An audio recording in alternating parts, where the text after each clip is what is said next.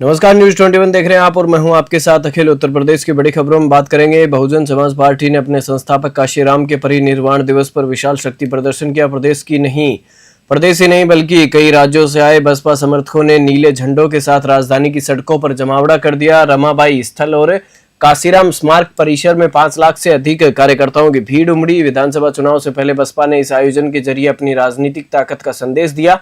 कानपुर के हजारों समर्थकों के साथ पहुंचे युवा बसपा नेता रवि गुप्ता ने कार्यकर्ताओं से एकजुट रहने का आह्वान किया और कहा कि पूर्व मुख्यमंत्री मायावती को एक बार फिर प्रदेश की सत्ता में लाना ही हमारा लक्ष्य है। पूरे कार्यक्रम के दौरान बसपा कार्यकर्ताओं में जबरदस्त उत्साह देखने को मिला और काशीराम व मायावती के जयकारों से लखनऊ नीला नजर आया।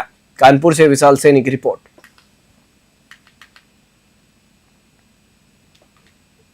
हर जगह हर जिले से हजारों की तादाद में और लाखों की तादाद में, कोई इतनी गिनती नहीं थी कि आदमी वहां भीड़ पे, ये नहीं लग रहा था कि पब्लिक और जनता कहां से आई।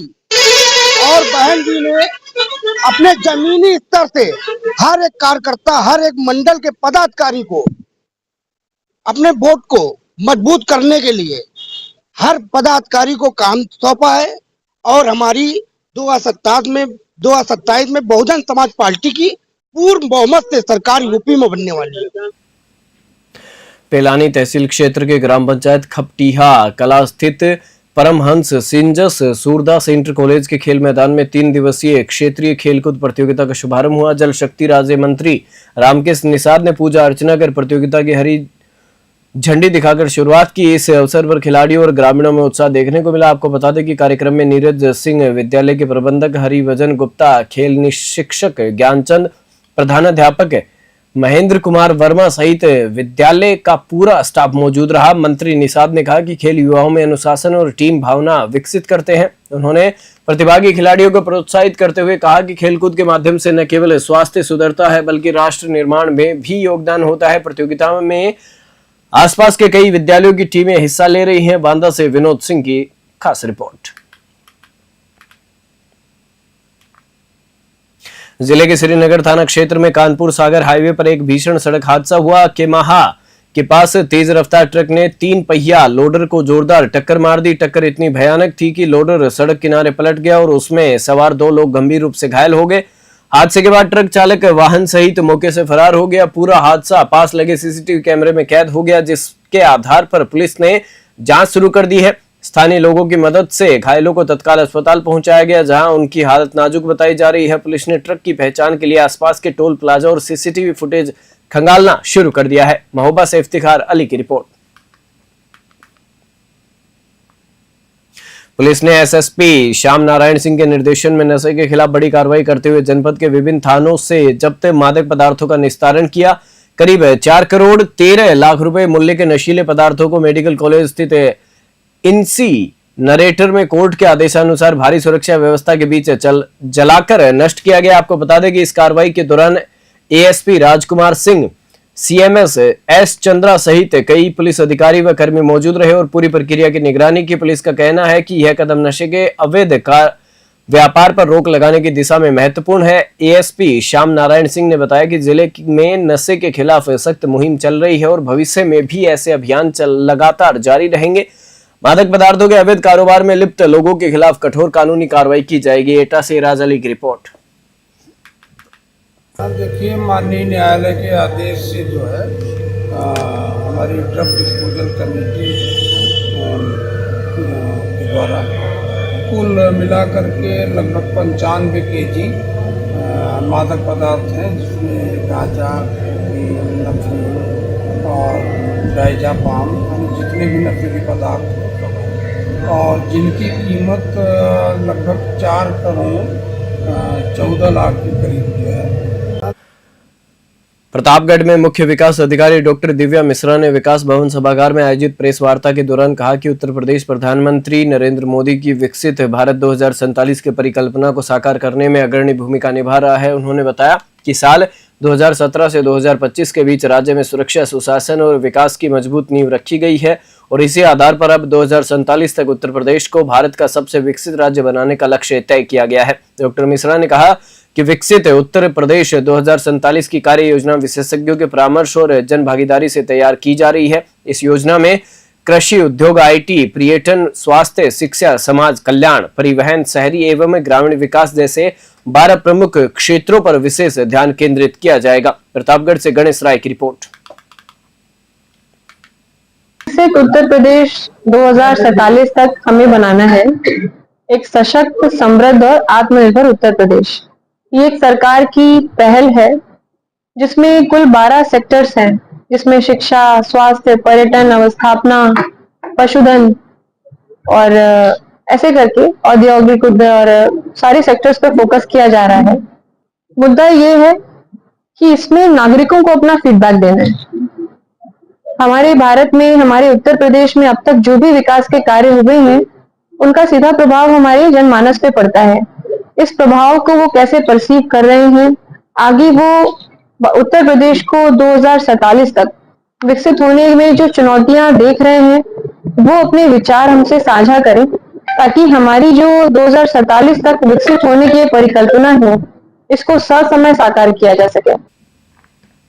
जिले के जनेश्वर मिश्रा सभागार में आज बेसिक शिक्षा राज्य मंत्री ने यूपी ट्रेड शो के तहत आयोजित 10 दिवसीय स्वदेशी मेले का भव्य शुभारंभ किया। इस अवसर पर मंत्री ने नागरिकों से दिवाली पर स्वदेशी उत्पादों से घर सजाने और विदेशी वस्तुओं का बहिष्कार करने की अपील की। मंत्री ने कहा कि स्वदेशी अपनाना ही सच्ची राष्ट्र सेवा है और सरकार हर वर्ग के हित में कार्य कर रही है। उन्होंने बताया कि GST दरों में कमी से व्यापारियों को बड़ा लाभ मिल रहा है, जिससे स्थानीय बाजारों में नई ऊर्जा का संचार हुआ है। कार्यक्रम में मारहरा विधायक वीरेंद्र लोधी, जिलाध्यक्ष संदीप जैन, DM प्रेम रंजन सिंह, SSP श्याम नारायण सिंह सहित कई अधिकारी और जनप्रतिनिधि मौजूद रहे। कार्यक्रम का आयोजन जिला पंचायत परिसर स्थित जनेश्वर मिश्रा हॉल में किया गया। एटा से राज अली की विशेष रिपोर्ट।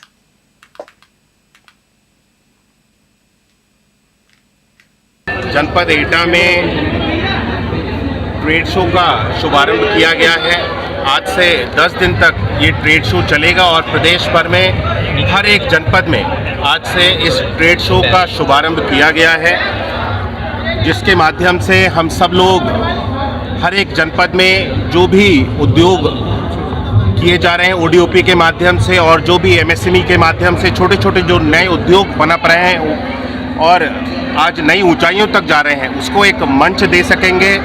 और लोगों को जब इस त्योहार के समय एक मार्केट की आवश्यकता होती है, एक ऐसी जगह की आवश्यकता होती है जहां से जो भी वो अपना प्रोडक्ट बना रहे हैं उसका एक प्रचार प्रसार हो सके, लोग उसके बारे में जान सके। आज इस ट्रेड शो के माध्यम से जो विभिन्न स्टॉल्स लगाए जा रहे हैं, बहुत सारे स्टॉल्स लगाए गए हैं प्रदेश भर में, हर एक जनपद में इसी तरह का ट्रेड शो है। और आज जनपद एटा में भी हम सब लोग जब यहाँ पर आए हुए हैं और सभी स्टॉल्स को देखा है, बहुत अच्छे प्रोडक्ट्स यहाँ पे बना करके इस स्टॉल में लगाए गए हैं और इस ट्रेड शो के माध्यम से एक मंच दिलाने का प्रयास है हमारी सरकार ने। जिस तरह से हमने देखा कि इंटरनेशनल ट्रेड शो अभी नोएडा में हाल ही में संपन्न हुआ और जिसका शुभारंभ माननीय प्रधानमंत्री जी ने किया था और जिसके अंतर्गत लगभग 2400 से भी अधिक। मध्य प्रदेश और राजस्थान में कफ सिरप के सेवन से हुई बच्चों की मौत के बाद ड्रग विभाग पूरी तरह अलर्ट हो गया है। इसी कड़ी में बुलंदशहर, खुर्जा, गुलावटी, जहांगीराबाद, औरंगाबाद और सिकंदराबाद में ड्रग विभाग की टीमों ने कई मेडिकल स्टोर्स पर छापेमारी की। रेड के दौरान कफ सिरप के 25 सैंपल भरे गए हैं, जिन्हें जांच के लिए प्रयोगशाला भेजा गया है। आपको बता दें कि अधिकारियों के अनुसार बाजार में उपलब्ध सभी कफ सिरप की गुणवत्ता और निर्माण स्रोत की गहन जांच की जाएगी। इस कार्रवाई के बाद जिले के दवा कारोबारियों में हड़कंप मच गया है। ड्रग कंट्रोल टीम ने स्पष्ट किया है कि मानक से कम गुणवत्ता या नकली कफ सिरप बेचने वालों पर सख्त कार्रवाई की जाएगी। जांच रिपोर्ट आने के बाद दोषी मेडिकल स्टोर्स के खिलाफ FIR और लाइसेंस निलंबन की कार्रवाई भी की जा सकती है। बुलंदशहर से सहरोज खान की रिपोर्ट।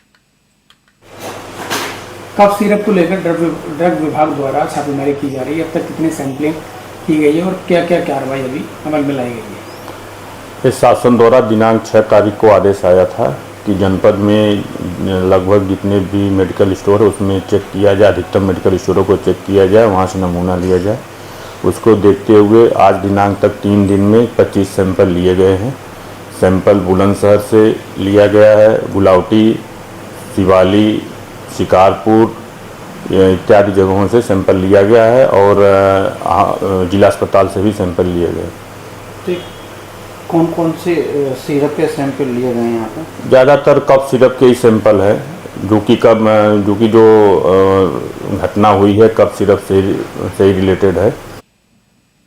एडीजी के आदेश के क्रम में बुलंदशहर पुलिस ने 24 घंटे के विशेष मोबाइल तलाशी अभियान के तहत बड़ी कामयाबी हासिल की है। अभियान में पुलिस ने कुल 280 मोबाइल फ़ोन बरामद किए, जिनकी अनुमानित कीमत लगभग 60 लाख रुपए बताई जा रही है। बरामद मोबाइल फ़ोन चोरी और गुम हुए थे, जिन्हें सही मालिकों तक पहुंचाने के लिए एसपी देहात डॉक्टर तेजवीर सिंह ने स्वयं वितरण किया। आपको बता दें कि फ़ोन लौटने के बाद फ़ोन स्वामियों के चेहरों पर खुशी की लहर देखी गई। पुलिस ने कहा कि यह अभियान जिले में चोरी गुम मोबाइल की समस्या को कम करने और आम जनता में विश्वास को बनाए रखने के उद्देश्य से चलाया गया है। भविष्य में भी ऐसे अभियान नियमित रूप से चलाकर चोरी गुम मोबाइल की रिकवरी सुनिश्चित की जाएगी। बुलंदशहर से सरोज खान की रिपोर्ट।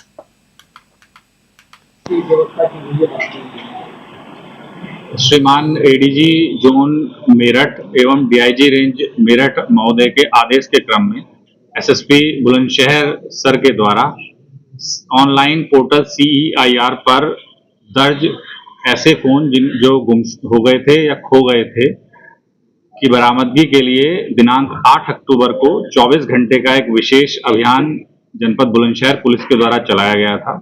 इस अभियान में जनपद बुलंदशहर पुलिस के द्वारा 280 मोबाइल फोन खोए हुए बरामद किए गए हैं, जिन्हें आज उनके वास्तविक मालिकों को सौंपा जा रहा है। इस अभियान में थाना कोतवाली नगर के द्वारा सबसे अधिक 44 फोन बरामद किए गए हैं। थाना खुर्जा नगर के द्वारा 31 मोबाइल फोन और थाना खानपुर के द्वारा 25 मोबाइल फोन बरामद किए गए हैं। राष्ट्रीय लोकदल की मंडलीय कार्यकर्ता बैठक में प्रदेश अध्यक्ष रामाशीष राय ने घोषणा की कि पार्टी उत्तर प्रदेश पंचायत चुनाव अकेले अपने दम पर लड़ेगी। बैठक में कार्यकर्ताओं को अधिक से अधिक सक्रिय सदस्य बनाने और क्षेत्रीय स्तर पर प्रभाव बढ़ाने पर जोर दिया गया। प्रदेश अध्यक्ष ने बताया कि पार्टी सक्रिय सदस्य बनाने और योग्य उम्मीदवारों की तलाश के लिए क्षेत्रीय बैठकें कर रही है, ताकि पंचायत चुनाव में अधिक से अधिक प्रत्याशी मैदान में उतारे जा सके। रालोद का सदस्यता अभियान 14 अप्रैल से चल रहा है और इसके अंतिम तिथि 31 अक्टूबर निर्धारित की गई है। पत्रकार वार्ता में प्रदेश उपाध्यक्ष आदित्य विक्रम सिंह, प्रदेश महासचिव इमरान हैदर रिजवी, जिलाध्यक्ष नजमुल हसन सहित सैकड़ों कार्यकर्ता मौजूद थे। कौशाम्बी से जगम रिजवी की रिपोर्ट। आज कौशाम्बी आए थे, क्या वजह थी, क्या प्रोग्राम?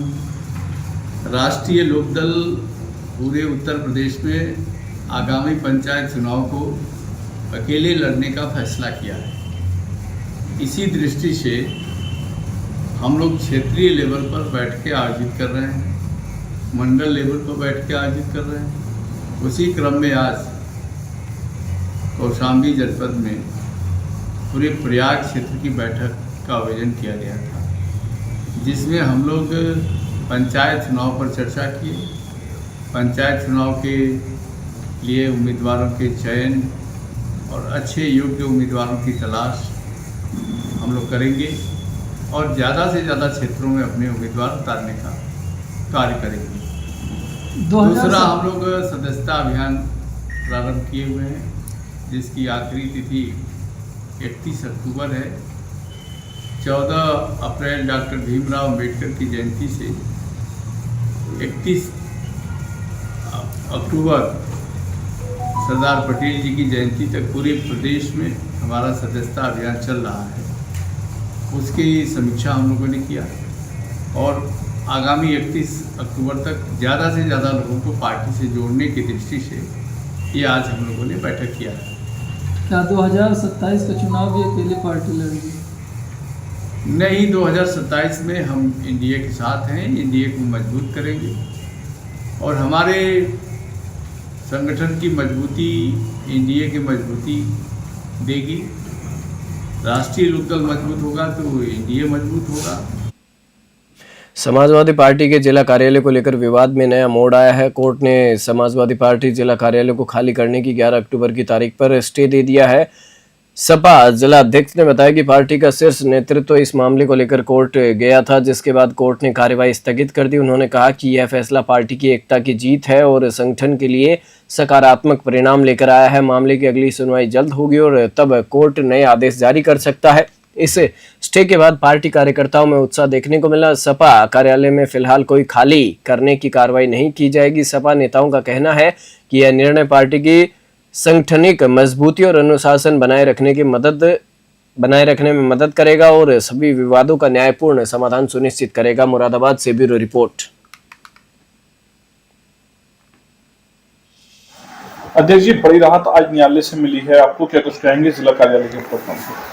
देखिए, आज हमें एक बड़ी सफलता मिली है और कोर्ट से न्याय मिला है। हमारे आदरणीय राष्ट्रीय अध्यक्ष श्री अखिलेश यादव जी भी इस पूरे प्रकरण को उनकी एक एक चीज नॉलेज में था। कल भी मैं रामपुर मिला था तो कल भी मैं लिखित में माननीय राष्ट्रीय अध्यक्ष जी को अवगत कराया और मौखिक भी बताया, तो पूरा प्रकरण उनकी नॉलेज में है शुरू से ही। तो ये एक न्यायालय से हमें बहुत अच्छा निर्णय मिला है और जिससे समाजवादी पार्टी के कार्यकर्ताओं को बहुत राहत महसूस हुई है। और नहीं तो ये प्रशासन की हठधर्मी जो चल रही थी कि उस दिन अभी 6 तारीख को पूरा अमला लेकर वहाँ आ गए उस खाली कराने के लिए, तो यही सब चीज़ों को लेकर हम लोग शुरू से ही सतर्क थे और हम लगातार कोर्ट के संपर्क में थे। हमने ऑल इंडिया खानकाह एकता मिशन के जनरल सेक्रेटरी सैयद अली नईम चिश्ती ने सुप्रीम कोर्ट के मुख्य न्यायाधीश पर जूता फेंकने की घटना के खिलाफ कड़ी कार्रवाई की मांग की है। उन्होंने मीडिया से बातचीत में कहा कि देश भर में विरोध प्रदर्शन हो रहे हैं, लेकिन इसे नियंत्रित तरीके से ही किया जाना चाहिए। सैयद अली नईम चिश्ती ने तमाम दरगाहों के सज्जादानशीन और उलेमाओं से अपील की है कि इस मामले में राष्ट्रपति को ज्ञापन देकर कानूनी कार्रवाई सुनिश्चित कराई जाए। उन्होंने कहा कि आई लव मोहम्मद की मोहब्बत को अपने दिलों में रखें, लेकिन इसके नाम पर सड़कों पर प्रदर्शन या हिंसा न की जाए। उनका उद्देश्य लोगों में संयम और शांति बनाए रखना है ताकि धर्म और कानून दोनों का सम्मान सुनिश्चित हो सके। उन्होंने कहा कि सकारात्मक कदम उठाकर न्यायिक प्रक्रिया में भरोसा रखें। मुरादाबाद से ब्यूरो रिपोर्ट। देखिए, चीफ जस्टिस साहब पर जिस शख्स ने जूता फेंका है वो निहायत ही घटिया हरकत हुई है, बहुत तकलीफ़ की बात है। वो हमारे मुल्क के चीफ जस्टिस हैं, उनका एहतराम करना, उनकी इज़्ज़त करना हम लोगों के लिए बहुत ज़रूरी चीज़ है। और मुझे भी देख करके बहुत तकलीफ़ हुई कि चीफ जस्टिस पर इस तरीके से जूते फेंक करके उनकी तौहीन नहीं करनी चाहिए थी। जस्टिस साहब द्वारा उसको माफ़ कर दिया गया है, कोई कार्रवाई नहीं की गई है, क्या मानते हैं इस? देखिए, उन पर कार्रवाई तो होनी चाहिए थी जिसने ये बदतमीजी की है, लेकिन ये चीफ जस्टिस साहब के बड़े दिल की बात है। ये क्योंकि बहुत बड़ी कुर्सी पर बैठे हैं वो, उन्होंने अपने बड़े दिल का सबूत दिया उसको माफ़ करके। इस तरह की घटना क्या लगता है, क्या मैसेज देना चाहते थे वकील साहब? वकील साहब की घटिया सोच है। देखिए, अगर वो किसी कास्ट से भी हैं, अपनी मेहनत। बुलेटिन में फिलहाल इतना ही। आप देखते रहिए न्यूज़ 21।